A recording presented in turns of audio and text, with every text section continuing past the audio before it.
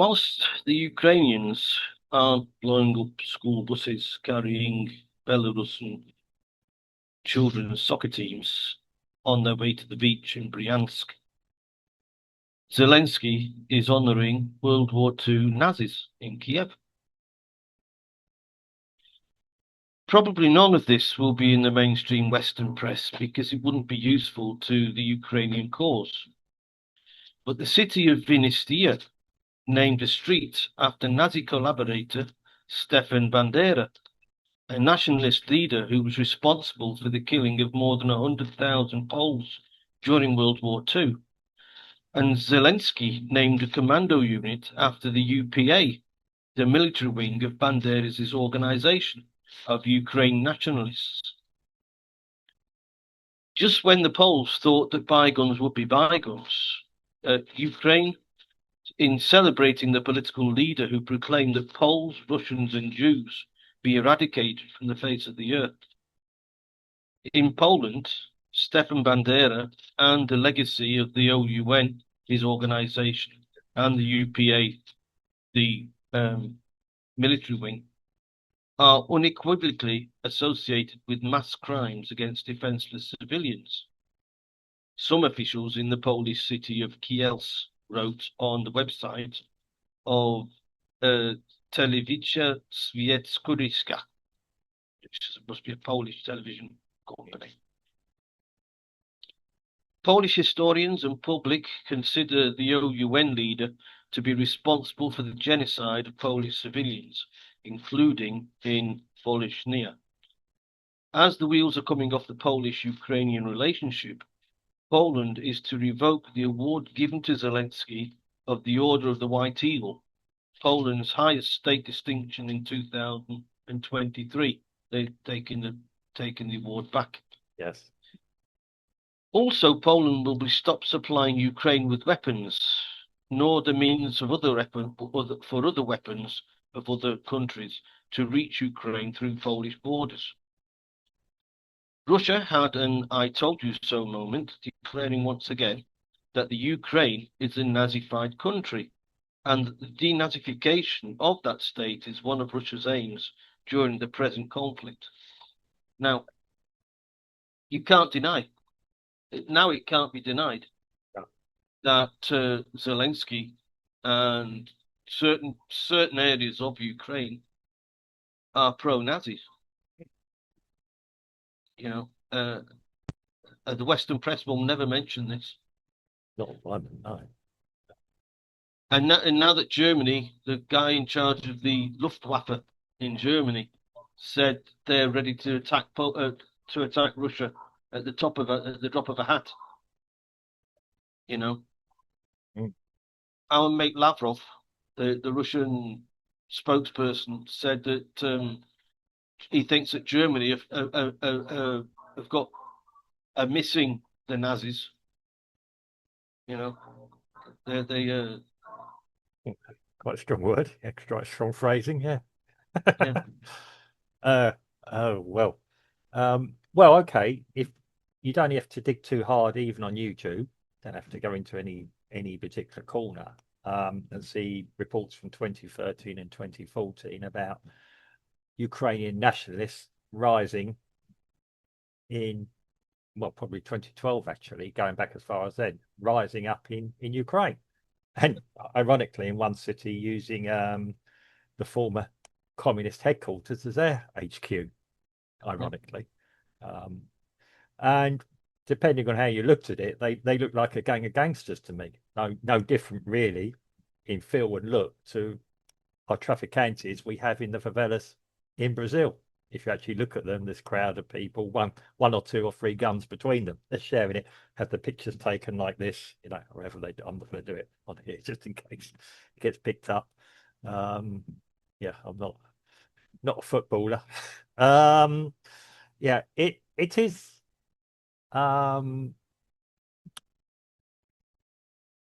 a surprise. And I mean, remembering that somehow the Canadians managed to give praise to a former Nazi as well, which the black book's behind me. give a complete Yeah. description of World War II. Yeah, I'm about to Mm. get history lessons now, and I'm rereading some of them actually because, yeah, still relevant today. Um, I mean, this whole notion that there's a big Slavic or Eastern European brotherhood is complete nonsense. I mean, if you've ever spent any time with them, they've got their own prejudice amongst themselves. Of course. Um, I mean, I would liken it to being a lot stronger than we have across Europe. I mean, we joke about the French joke about the Germans, joke about the French. Who do the French joke about? Everyone. But yeah, um, yeah, it's a little bit stronger than that. It's a little bit stronger than banter. Um, given that within these Eastern European countries as well, there's very strong factions as well. Okay. Um, but yeah, getting back to this, I don't know if I'd use the term particularly Nazis with them, having looked at them and read about them. They're nationalists, No, certainly. no. It's Stefan Bandera. He's a Nazi. Well, he He was was a a Nazi. Nazi, yeah, yeah. Okay. If you're going They back to named World a War II, street yeah, yeah. after. It used to be called Tolstoy Street, and it was only But, renamed. It was only renamed recently yeah, to Stefan Bandera Street. yeah. I mean, His again, body, his body was returned to Ukraine, and recently, mm. and when his body returned to Ukraine, Zelensky gave him a hero's welcome. a Jew giving a Nazi a hero's welcome. Well, Has, has Zelensky ever read a history book? well, Has I he didn't ever know he read? could Has he read. ever read a book? I, I didn't even know he could read. Well, the guy is clueless every time he opens his mouth. I'm sorry for anyone for Ukraine, but he really is to me. Um, I mean, I don't apologize for having an opinion, but I do apologize to Ukrainians who may take offense. But sorry, but he doesn't impress me. I didn't even find his comedy very funny, but I'm not Ukrainian and don't have Ukrainian humor. Mm. Um, but I'm, I think yeah, it's all very, very strange. I mean, okay, you could even argue misunderstood, but this is so well documented what happened there, the way Ukrainians were The, siding with the the, Nazis. There's even I've even heard reports they were making SS personnel, the German SS personnel, cringe. Some of the things they did and proposed. uh, Yeah, the Russians were complaining about the Azov yeah. from early doors, from very early doors, Well, you and nobody in the West really dug deep into that. well when you look at their symbolisms, you Yep, know you can draw parallels. yeah. Um, I the first time I actually saw it, I didn't even know who they were, and I thought, is this a WW2 picture? It was taken, you know, wow, 2020, and it's like what? Yeah. Um, I'm don't I won't pretend I'm shocked. I mean, you looked at when you were telling me, and I'm thinking, yeah, because I'm thinking there's a BBC News report I saw from around about 2014 that showed the rise of nationalism, and yeah, with the numbers they are, so I'm not going to say the numbers here because in case it gets picked up, but yeah, the numbers they use and everything else, um, and yeah, these people they go under the guise of nationalists. Yeah, they are extreme. Um, they didn't say they want the annihilation of Jews. They did say they want the expulsion of all non-Ukrainian nationalists, non-Ukrainian nationals. Yeah, who just there's some time. Correct me if I'm wrong, but there's some are over there fighting on their behalf. There's mercenaries and others, but um, they are. And then when you start talking and you start digging up past borders disputes between Poland. Remember, Poland invaded Ukraine in the history as well, and parts of history. Ukraine could never catch a break. They're always invaded or taken over by someone. Um, it is,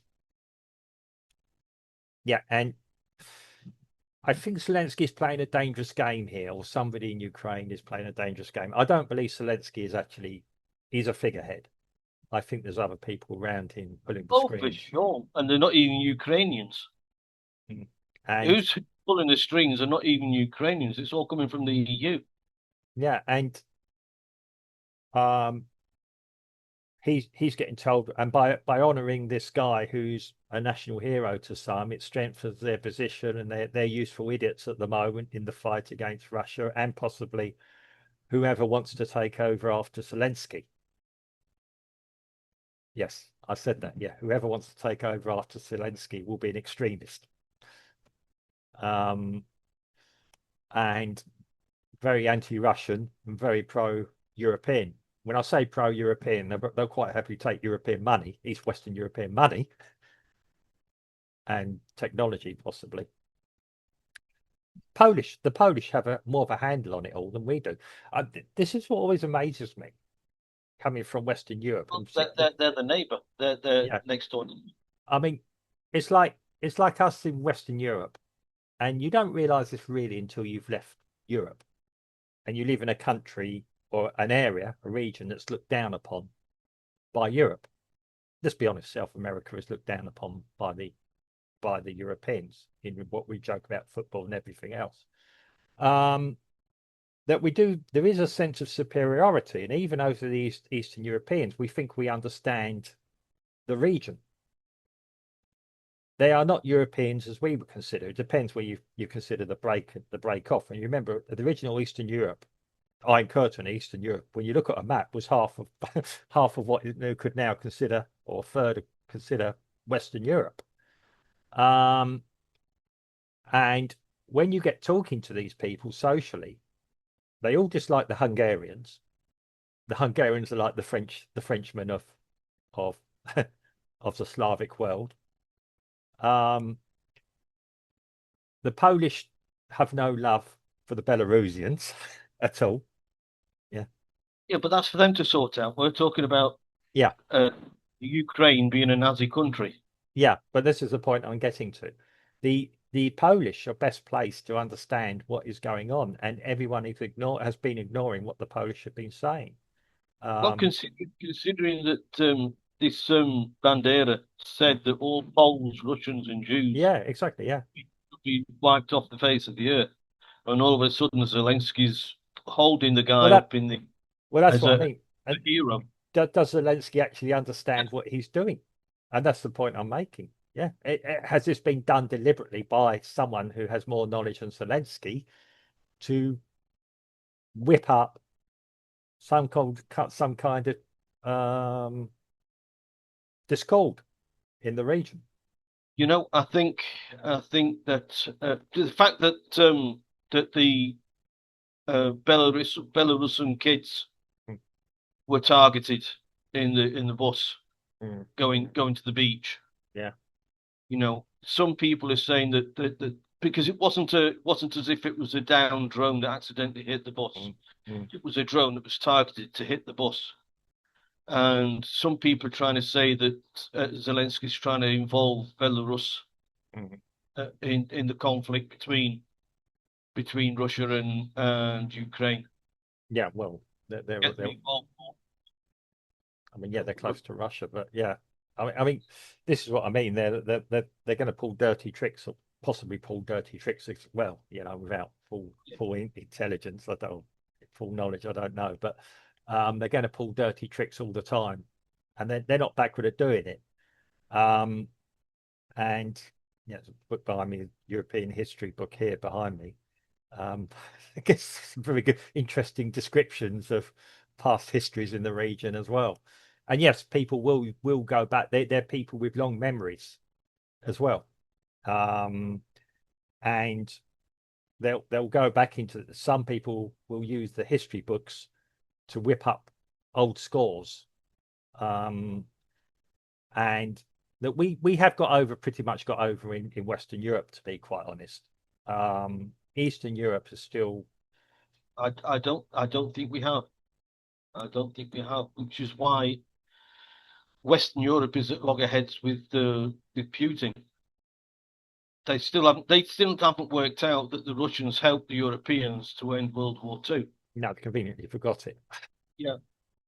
But I mean, you've got Germany, who is trying to ramp up its military to the biggest military in Europe, Mm. going into debt, knowingly going into debt. Well, if So you, they're yeah, not doing it. They're not doing it just because they like to see a tank or two. mm. Well, yeah, They're I doing. mean, They're expecting a conflict, and yeah, I well, don't think it's going to be started by the Russians. no, um, yes, I mean, if you're getting into debt to get into conflict, if you start a conflict, you don't worry about the debt, um, and um, quite quite what happens. I mean, yeah, I'm with you. I don't see the Russians as a threat to the UK to begin with, and I don't see it as being a threat to even Sweden or Finland even. Why the hell would Putin want to want these countries anyway? It He likes the fjords.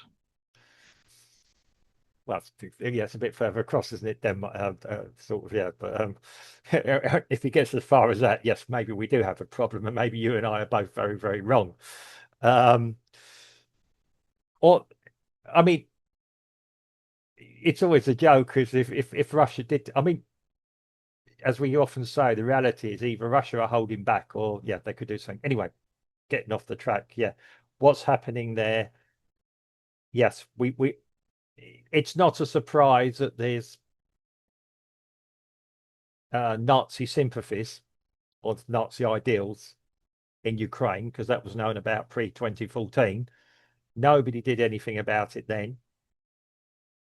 It suited people in Western Europe, the fact that there were these people there, and whether they thought they could control them or not, they may be in for a bit of a shock or a surprise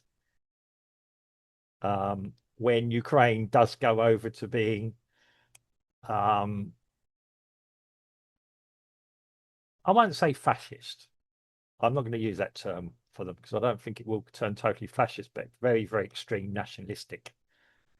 And yeah, to the point is drawing in and any industry and anything else in there and giving it to their own people. It won't be communism. It will be nationalism. Yeah, very strong, strict controls on anyone that's coming in from the outside.